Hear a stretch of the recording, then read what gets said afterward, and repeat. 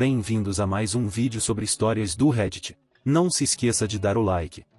Eu sou a babaca por jogar o almoço de uma criança no lixo? Então, eu, 25, comprei uma lancheira Bento de $50 para minha filha, 6. Antes que alguém venha aqui criticar o motivo de uma criança de 6 anos precisar de uma lancheira de $50, não é o seu dinheiro, então não importa.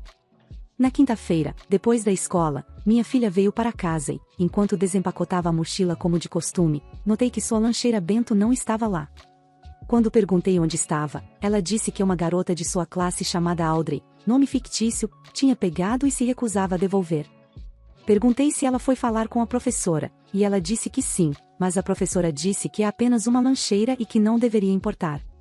O nome de Audrey não é novo em minha casa, ela e outras meninas sempre intimidavam minha filha e, não importa quantas vezes eu tenha ido à escola reclamar, nada foi feito.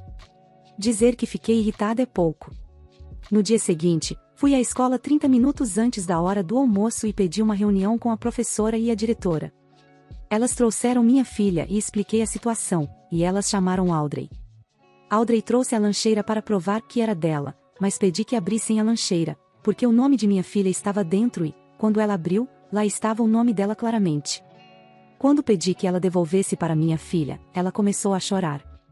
A professora perguntou se seria ok se Audrey ficasse com ela por um dia, já que sua comida já estava lá dentro, e eu disse que de jeito nenhum, e eles tinham 5 minutos para encontrar outra coisa para colocar a comida dela ou eu jogaria fora. Em vez de encontrar um recipiente fechado, elas começaram a discutir comigo, então me levantei, peguei a lancheira Bento e, na frente de todos, joguei a comida no lixo. Pegando a mão de minha filha, saí do escritório com a lancheira Bento, deixando-as confortar a garota chorando. Horas depois, contei o que aconteceu para minha irmã, e ela disse que, embora eu tivesse o direito de ficar brava, poderia simplesmente tê-la deixado ficar com a lancheira e ela teria comprado outra para minha filha. Sinto que é uma questão de princípio. Por que deveríamos ter que comprar algo novamente para minha filha que ela já tinha porque uma criança mimada queria o que é dela? Estou errada? Edição. Estou vendo falar em que eu deveria apenas ter tirado a comida da lancheira e estou percebendo que nenhum de vocês sabe o que é uma lancheira Bento, e não tenho certeza de como adicionar uma imagem dela, então por favor, vá ao Google para ver. Você coloca comida de verdade nela, não embalada, é a melhor maneira que posso explicar.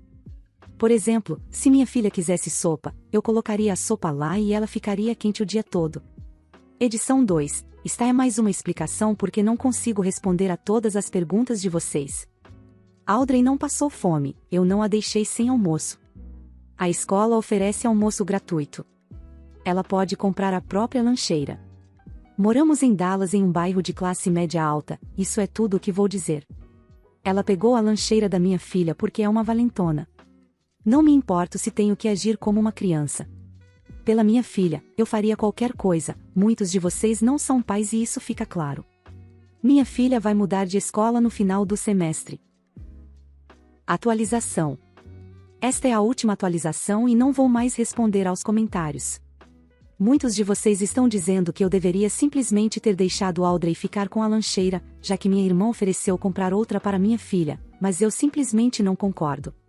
Vocês querem que eu recompense uma criança que tornou um hábito verbalmente e fisicamente atacar minha filha, deixando-a ficar com algo que pertence à minha filha, e isso não está certo para mim. Ela é apenas uma criança, seu problema é com a escola, não com ela. Não, meu problema é com a escola, a professora, os pais dela e com ela. Vocês querem muito que eu incentive essa menina e eu não vou fazer isso. Vocês acham que só porque ela é uma criança, ela não sabe o que está fazendo, e isso é loucura para mim. Por que você simplesmente não jogou a comida na mesa? Qual seria a diferença? Se eu jogasse a comida na mesa, ela ainda não poderia comê-la porque a mesa é tão suja quanto. Você deveria ligar para o conselho tutelar. Isso não é meu trabalho, é o trabalho da escola, e obviamente eles não farão isso porque são puxa-sacos. Agradeço muito pelos comentários e pelas mensagens privadas sobre o ensino em casa, mas essa não é uma decisão de ninguém além de minha e de meu marido. Para aqueles que me chamam de mimada, como? Como posso ser mimada por querer de volta algo que foi comprado para minha filha? Sinto que muitos de vocês estão trolando ao dizer isso. Minha filha não teve problemas com Audrey desde então. Eu tentei falar com a mãe dela para resolver as coisas, mas ela é insuportável. A diretora me ofereceu um pedido de desculpa sincero e minha filha mudou de sala de aula, então agora tem uma nova professora que ela adora. Tudo aconteceu na semana passada, mas decidi postar apenas ontem por causa da minha irmã. Se eu oferecer outra atualização, será no próximo ano, já que ela estará mudando para o ensino em casa. Obrigada a todos que me deram ótimos conselhos, e para aqueles que não concordaram, mas me deram uma alternativa, obrigada também. Por favor, parem de dizer que minha irmã não se importa com a sobrinha. Ela adora minha filha, e são mais próximas do que qualquer coisa. Minha irmã apenas tem um ponto fraco para crianças. Eu sou o babaca por embarcar no avião e sair sem minha esposa? Eu sei como isso parece, mas me ouça. Este também não é o meu perfil habitual, mas não quero arriscar que minha esposa veja isso, já que é um assunto sensível no momento. Minha esposa, 43, e eu, 47, temos uma filha, 21, que estuda em outra cidade. Vamos chamar minha esposa de Meg e minha filha de Geis. Geis está no 3º ano da faculdade. No verão, ela trabalhou na universidade e pôde ficar no dormitório. Após o verão, ela se mudou do dormitório para um apartamento fora do campus. Meg e eu moramos na região noroeste do Pacífico, Geis estuda na costa leste. Costumamos visitar Geis algumas vezes durante o semestre, normalmente no fim de semana dos pais e no dia da mudança. Ela também vem para casa durante as férias. Deixe-me começar dizendo que viajar com minha esposa não é uma experiência agradável. Sou muito organizado, gosto de ter tudo planejado e garantir que cheguemos onde precisamos estar cedo, especialmente quando estamos viajando de avião. Minha esposa é o oposto, muito deixa acontecer e nós chegaremos lá quando chegarmos. Eu faço o possível para encontrar um meio termo, mas não quando se trata de viagens de avião. No ano passado, durante o fim de semana dos pais, Meg e eu iríamos voar para visitar Geis. Nosso voo estava marcado para as 10 horas. Nosso aeroporto não é enorme, mas também não é pequeno. Eu disse à minha esposa que precisávamos estar no aeroporto 90 minutos antes e que moramos cerca de 30 minutos do aeroporto. Dito isso, eu queria sair de casa no mais tardar às 8 horas, já que também precisaríamos estacionar e caminhar um pouco. Claro, eu acordei às 6 horas para garantir que tudo estivesse pronto e contabilizado. Minha esposa não gosta de acordar cedo. Levei 5 tentativas para acordá-la antes que ela finalmente se levantasse às 7h40 e quisesse fazer café, tomar banho e comer um pouco de cereal, digamos apenas que não saímos de casa até às 9 horas. O aeroporto estava mais movimentado do que o normal, provavelmente devido a muitas faculdades terem o fim de semana dos pais, e demorou muito para passar pela segurança, o que nos fez perder nosso voo. Com razão, a companhia aérea se recusou a reembolsar nossas passagens. Conseguimos novas passagens, mas apenas para o dia seguinte, e perdemos a tarde de sexta-feira e a manhã de sábado com nossa filha. Geis ficou bastante desapontada. Avance para o presente. Estávamos voando para um fim de semana prolongado para ajudá-la a se mudar. Pegamos um voo de nossa cidade para uma cidade maior próxima e, de lá, voamos para a cidade da faculdade de minha filha. Mais uma vez, foi uma manhã longa para mim, tentando apressar minha esposa para que ela se movesse mais rápido. Devido ao incidente no aeroporto anterior, queria ter certeza de dizer a ela que precisávamos sair mais cedo para não perder o voo novamente. Chegamos na hora, com um pouco de tempo de sobra, e minha esposa estava irritada. Continuava dizendo que agora só tínhamos que sentar e esperar 45 minutos para o embarque começar. Fizemos o primeiro voo e pousamos na cidade de conexão, em um aeroporto muito maior. Tínhamos apenas cerca de 1 hora de escala. Descemos do avião às 9h15 e nosso próximo voo começaria a embarcar às 9h40. Precisamos pegar vários trens para chegar de onde pousamos ao nosso terminal. Chegamos ao terminal e tínhamos cerca de 15 minutos até o embarque. Minha esposa me disse que queria tomar um café. Havia um mercadinho ao lado de nosso terminal que vendia comida quente e café. Perguntei se ela queria que eu fosse buscar para ela. Não, quero Starbucks, ela disse. Bem, o Starbucks ficava a uma viagem de trem de distância e um pouco de caminhada. Eu disse a ela que não daria tempo, não tínhamos tempo suficiente. Ela afirmou que tínhamos tempo e que, se eu não fosse com ela, ela iria sozinha. Tentei desencorajá-la, mas ela estava determinada. Ela se afastou a passos largos para o padrão dela e disse que estaria de volta a tempo. Passaram-se 15 minutos e ela não estava em lugar algum. Começaram a chamar os grupos de embarque e eu liguei para minha esposa esperando que ela estivesse por perto, mas ela não atendeu. Eles chamaram alguns grupos e depois chamaram o nosso. Em pânico, liguei para minha esposa novamente, 3 vezes. Finalmente na última chamada ela atendeu e disse que estava a caminho. Havia uma fila longa e ela teve que esperar um pouco. Eu disse a ela que estavam quase terminando o embarque e que ela precisava se apressar. Esperei junto ao portão, mas a atendente disse que precisaria fechar o portão em 2 minutos. Esperei, mas ela não apareceu. A atendente perguntou se eu queria embarcar, caso contrário, ela fecharia o portão. Tentei implorar para que esperasse mais alguns minutos, mas ela insistiu que não podia. Então, eu embarquei no avião. Alguns minutos depois, minha esposa me liga dizendo que a atendente não a deixou entrar, eles já tinham retirado a rampa de embarque naquele momento. Ela me disse que eu precisava dizer a eles para me deixarem sair do avião para ficar com ela, e eu disse não.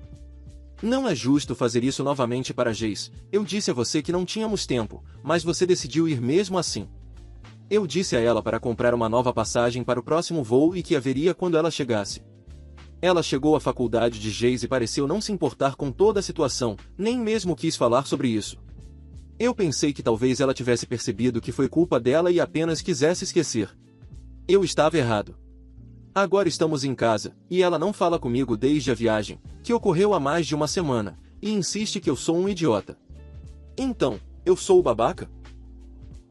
Atualização. Uau, eu sei que muitas pessoas dizem isso, mas realmente não achei que isso se tornaria tão grande quanto se tornou. Obrigado a todos pelas respostas. Tenho tentado lê-las em lotes quando tenho tempo, porque tenho recebido algumas boas sugestões. Eu queria responder algumas perguntas que vi e também adicionar um pouco mais de informação. Quanto à forma como ela age em outras situações, geralmente ela não tem problemas. Ela nunca chega atrasada no trabalho ou algo assim, parece que viajar é a área fraca dela. Eu nunca notei coisas assim até começarmos a viajar com frequência para ver nossa filha. É por isso que nunca considerei TDA, ela realmente não apresenta nenhum outro sinal disso. Vi postagens sugerindo que minha esposa pode ter algum vício, não tenho certeza de como isso se encaixaria, mas não vejo isso como uma possibilidade. Eu não achei que as seguintes informações fossem importantes, mas minha filha fez um comentário, e um amigo com quem conversei sobre isso também, então pensei em mencionar aqui. Geis não é filha de Meg. Eu estava casado antes e minha esposa infelizmente faleceu devido a complicações durante o parto de Geis. Casei-me com Meg quando minha filha tinha 6 anos. Minha filha comentou que Meg não parece querer vir visitá-la e é por isso que ela está sempre atrasada, mas eu ofereci a ela a opção de ir sozinho e Meg sempre foi contra essa ideia, então eu não acho que seja o caso. Não posso dizer que Meg e Geis tiveram a relação mais fácil. Meg sempre quis ter outro filho, mas não conseguimos conceber. Ela fez comentários de que queria ter filhos próprios e isso causou um pequeno desentendimento em nosso relacionamento na época, porque eu queria que ela visse Geis como sua filha. Mas elas realmente nunca tiveram um relacionamento típico de mãe e filha, sempre foi muito enfatizado que Geis era minha filha. Meg fez comentários sobre estar animada para ter um ninho vazio, mas eu assumi que isso era apenas porque teríamos mais espaço. Geis é uma ótima garota e nunca diz nada de ruim sobre ninguém, mas ela fez comentários antes dizendo que acha que Meg tem ciúmes dela, mas isso nunca fez sentido para mim. Ela também me disse que não quer que Meg vá à escola dela no fim de semana dos pais e mães, pois prefere passá-lo só comigo ou esperar pelo fim de semana dos pais. Mas Meg sempre diz que quer ir, e eu nunca fui sem ela. Dito isso, eu nunca vi nenhuma negatividade direcionada a Geis por parte de Meg, ou ressentimento. Talvez eu esteja perdendo alguma coisa? Atualização. Olá a todos, obrigado novamente por todos os conselhos, li o máximo de comentários que pude e levei todas as informações em consideração. Queria fornecer uma atualização.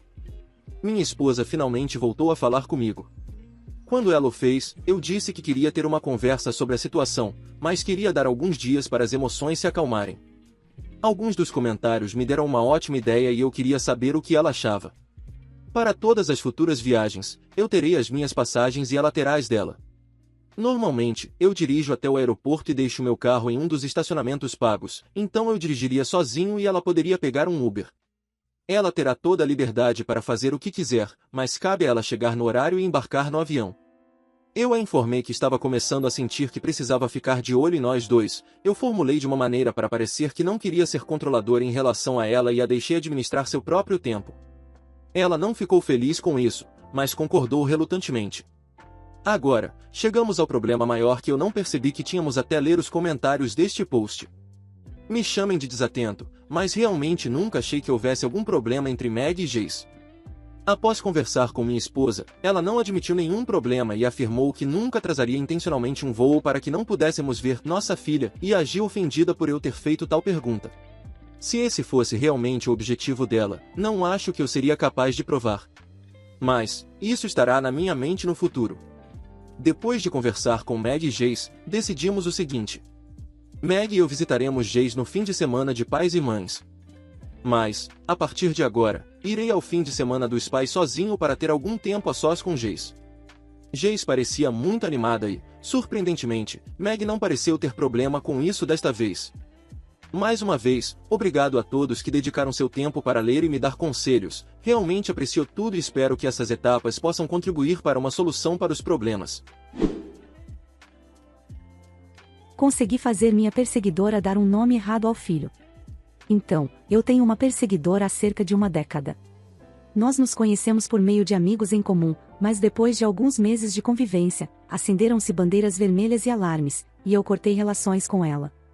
No entanto, ela não fez o mesmo, e assim começou quase uma década da perseguição mais estranha que já vi. Ela copiava e ainda copia tudo o que pode de mim, desde tingir o cabelo igual ao meu, comprar as mesmas roupas que eu, afirmar trabalhar na mesma empresa que eu, copiar e colar minhas postagens no Instagram, status no Twitter, roubar minhas fotos de férias e usar o Photoshop para me remover delas, fazendo-as parecer que eram dela, e aparecer em lugares onde ela sabia que eu estaria, entre outras coisas. Tem sido realmente bizarro, mas como ela não fez nada físico, não pude envolver a lei. Em 2020, meu marido e eu engravidamos, mas infelizmente sofremos um aborto espontâneo. Antes de perdermos nosso bebê, fizemos um anúncio no Facebook dizendo que íamos ter um filho. Sou bastante habilidosa em design gráfico, então eu mesmo o projetei. Fiquei arrasada após o aborto e o removi uma semana depois da perda. Avançando para setembro do ano passado, quando minha perseguidora anunciou sua gravidez. Adivinhem o quê? Ela usou meu anúncio personalizado, apenas trocando os nomes. Foi surpreendente, e mais do que algumas pessoas notaram o quão estranho era que ela tivesse guardado o anúncio por quase 3 anos só no caso de ter uma chance de usá-lo. Foi então que decidi brincar um pouco. Ela sabia que eu era muito próxima do meu avô que faleceu. Se tivéssemos tido nosso bebê e fosse um menino, eu tinha a intenção de dar a ele o nome do meu avô. Nunca mencionei o nome publicamente, mas vi isso como uma oportunidade de mexer com ela. Postei sobre como gostaria de ter chamado meu bebê de Jack em homenagem ao meu avô e o quanto o nome significava para mim. O nome do meu avô definitivamente não era Jack. Então, como previsto, adivinhem qual nome ela decidiu dar ao seu bebê menino? Isso mesmo. Jack. Até agora, ela não tem ideia de que Jack era um nome completamente aleatório e nem mesmo parecido com o nome do meu avô, que é o que realmente me importa. Planejo revelar que é o nome errado daqui a alguns anos, quando será impossível para ela mudá-lo. De qualquer forma, isso me fez rir muito, o fato de ela ter ido tão longe, em troca, dado um nome completamente diferente a um ser humano apenas por despeito. Pensei que o Reddit iria gostar dessa bizarrice. Edição, pois as pessoas continuam perguntando. Sim, minhas redes sociais são privadas. No entanto, ela usou perfis falsos no passado, fingindo ser colegas de trabalho, amigos, parentes, etc. Foi uma tarefa difícil acompanhar e encontrá-los todos, e é sinceramente exaustivo, então eu simplesmente parei de fazer isso. Tenho um Twitter público devido ao meu trabalho, então, embora eu o mantenha o mais impessoal possível, ele precisa ser público. Trabalho em uma área criativa e o uso como meu portfólio. A postagem no Facebook estava configurada para amigos de amigos, pois não tenho muitos parentes do meu marido lá e ele queria compartilhar a notícia com eles. É a única maneira que descobri de como ela encontrou a postagem. Ela vasculhou as redes sociais de amigos para encontrar qualquer coisa relacionada a mim, como minhas fotos de férias de uma viagem com amigos, e me perseguiu na vida real, como seguir minha mãe pela cidade, aparecer no meu local de trabalho, ficar por perto da minha loja local e me seguir enquanto faço compras. Se bloquear e deixar tudo privado a impediria, isso teria acabado anos atrás, mas infelizmente não foi o caso. Eu realmente gostaria que fosse tão fácil. Escolhi um nome normal porque o pobre garoto já terá problemas demais com ela como mãe. Ele não pediu para nascer com ela e não fez nada de errado na situação. Ele é um ser humano completo e não deveria ser punido pela loucura da minha perseguidora. Teria sido engraçado dar um nome completamente maluco, mas eu não queria amaldiçoar a pobre criança. Ele é inocente em tudo isso. Padrasto maligno. Quando eu tinha 15 anos, minha mãe começou a namorar um homem que conheceu em um site de relacionamentos. Eu não gostei dele na primeira vez que o conheci. 2 meses depois ele se mudou para nossa casa. Aproximadamente 3 semanas depois de ele se mudar, um dia enquanto eu estava na escola, ele pegou meus skates, minha pista de skate que eu mesmo construí, rampas, minha bicicleta BMX, equipamento de hóquei no gelo e muitas outras coisas e levou tudo para o lixão. Ele disse que fez isso porque não queria que todas as minhas coisas atrapalhassem a sua garagem. Cerca de 2 meses depois, ele me deu o primeiro soco no estômago porque me levantei da mesa de jantar sem pedir permissão. A partir daí, isso se transformou em surras completas por qualquer pequena afronta percebida à sua autoridade. Um dia, ele decidiu pegar minha extensa coleção de cartas Pokémon, coleção ainda maior de histórias em quadrinhos, meu Game Boy e PS2 com todos os jogos associados, e minha coleção de livros de fantasia e ficção científica, e se livrou de tudo porque um garoto de 15 anos deveria estar jogando futebol e beisebol, não sendo um viado ou nerd estranho jogando com cartas de Pokémon e lendo histórias em quadrinhos e livros. Gostaria de acrescentar que ele era professor do ensino fundamental, e em seu tempo livre atuava como árbitro em jogos esportivos de escolas locais de ensino fundamental e médio. Minha mãe nunca interveio e, na verdade, concordou quando ele exigiu que ela parasse de me dar dinheiro para o almoço, porque o moleque só vai gastar isso em gibis e outras coisas gays. Um dia, peguei talvez $3 e trocados do pote de moedas dele para poder comprar uma fatia de pizza e um suco durante o almoço na escola, porque estava cansado de passar fome. Minha irmã gêmea sempre foi um pouco babaca e frequentemente me chantageava para fazer as tarefas dela desde muito jovem. Eu estava cansado e me recusei a fazer algo, então ela contou para ele o que eu tinha feito. Esse homem realmente chamou a polícia e apresentou uma acusação de furto contra mim. Uma vez que a polícia foi embora, me espancou impiedosamente. Nesse ponto, eu fugi. Quando a polícia me encontrou e me devolveu para casa, descobri que ele tinha estado tentando convencer minha mãe a me enviar para uma escola militar ou algo do tipo. Eu fugi novamente, entre ter fugido várias vezes e a acusação de furto, acabei fazendo 16 anos em um centro de detenção juvenil. Passei os próximos anos miserável e com medo, frequentemente pensando em me deletar. Depois que saí de casa, não falei com minha mãe por vários anos. Eventualmente, nos reconciliamos, e nessa época eles já tinham se casado. Eu estava muito maior do que era quando era adolescente e tinha começado a levantar peso, então ele não agia mais como se fosse me dar um soco para me fazer recuar, muito menos realmente me bater, e basicamente nos evitamos na maior parte do tempo. Minha mãe descobriu que estava com câncer em estágio 4 e não queria mais perder nenhum tempo que lhe restava com ele. Então ela fez um advogado redigir um acordo de separação pelo qual ele receberia uma quantia fixa de dinheiro após a separação e teria 45 dias para recuperar seus pertences da casa. Ele gastou toda a herança em 6 meses e depois teve que vender a casa de sua mãe em que ele cresceu para pagar suas dívidas pouco antes de começarem a namorar, e minha mãe comprou a casa de volta do banco antes de se casarem. Ela permitiu que ele ficasse com a casa e ele se mudou de volta para a casa de sua mãe. Minha mãe faleceu cerca de 9 meses após a separação deles, e apesar do acordo, estava permitindo que ele viesse buscar suas coisas aos poucos. Coloquei um fim imediato nisso. Vendi a coleção de cartas de beisebol dele, cerca de $14 mil, e sua memorabilia esportiva autografada, aproximadamente $11 mil, e também vendi todo o seu equipamento de marcenaria, junto com várias peças de mobília que ele havia feito, $6.500, acho. Fiquei com o anel de noivado da mãe dele, anel de platina com 3 diamantes, aproximadamente 2 quilates, a aliança de casamento, a coleção de moedas dele, também coleciono moedas, e algumas ferramentas e outras coisas. Há cerca de 1 mês, o encontrei no supermercado.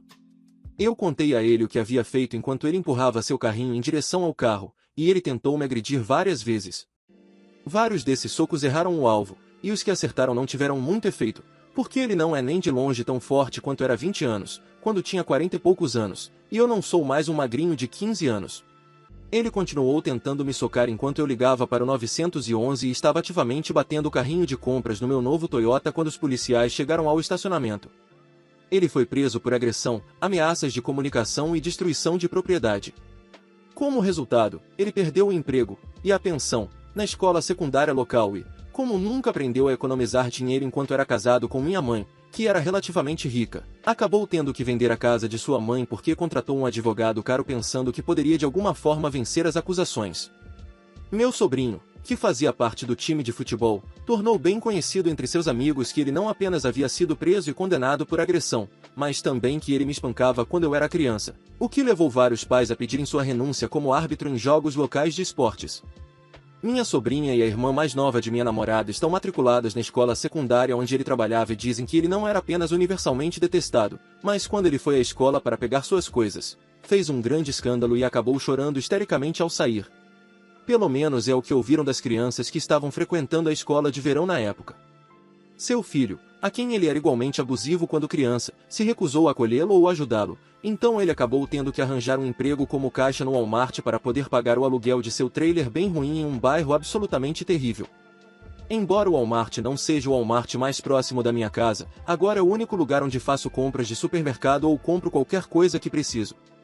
Deliberadamente fico na fila mais tempo do que o necessário apenas para que ele tenha o prazer de registrar minhas compras. Da primeira vez que passei pela fila dele, ele tentou registrar vários itens mais de uma vez para me cobrar a mais, e quando confrontei, disse que eu estava enganado. Pedi um gerente, e o gerente acreditou nele que foi um acidente, mas ele aprendeu que não pode escapar disso. Da segunda vez, fiz questão de ser o mais simpático possível e pedi um gerente porque ele estava extremamente rude. As pessoas na fila atrás de mim me apoiaram, e ele teve problemas por causa disso. Toda vez que vou lá e entro na fila, vejo ele morrendo um pouco por dentro, e pode ser mesquinho, mas isso me dá tanta satisfação.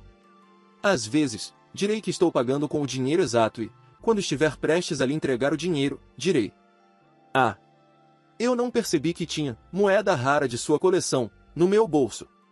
Acho que vou pagar em papel. Acabei de vender seu caro conjunto de chaves de catraca, e na segunda-feira, quando ele estiver trabalhando novamente, vou comprar uma das melhores piscinas acima do solo para minha filha. E enquanto ele estiver registrando a compra, vou dizer: eu sei que, filha, vai adorar esta piscina. Não é como se eu alguma vez fosse usar aquelas chaves de catraca caras de qualquer maneira." Muito obrigado por assistir, comente sobre as histórias e dê like se gostou.